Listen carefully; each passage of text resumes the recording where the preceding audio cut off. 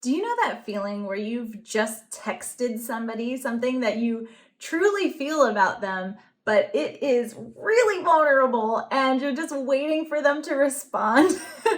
Brene Brown calls it a vulnerability hangover, where you're like, ooh, how's this gonna go? What can of worms did I just open? If it's your first time here, welcome to Worldly Families. I'm Justine.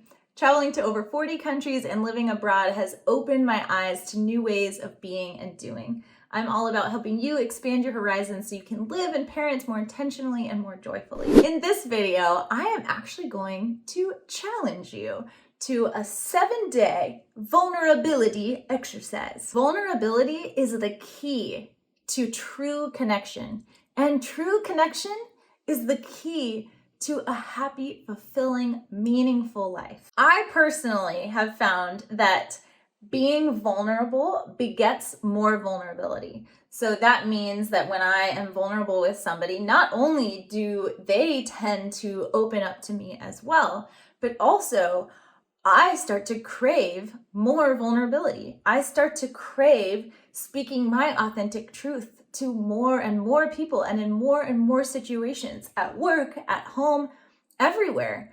Once you get on this kick, it really is kind of addicting. You start to realize, why waste any time faking it? So my challenge to you is this.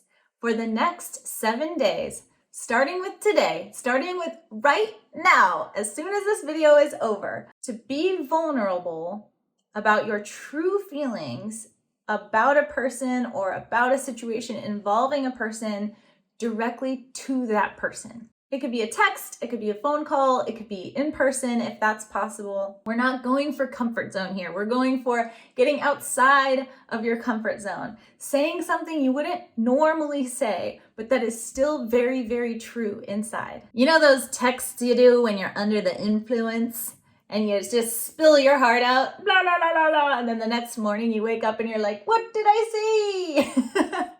Okay, I think many of us have had that situation. Do that, but sober and during the day. That way the person knows that you really mean this. 7 days, 7 different people, 7 truths. Just express them and see what happens to your life. See the ways in which you grow and change from that.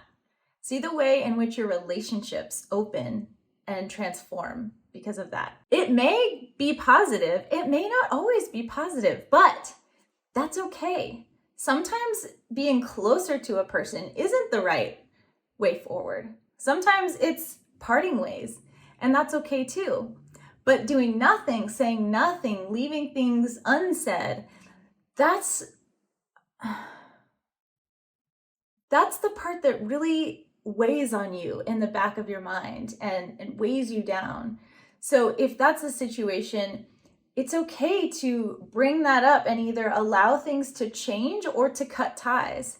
But saying something is going to be the impetus for something to happen. Change can be scary. The unknown can be so scary, and that's why it's vulnerable. It's not vulnerable if it's not scary.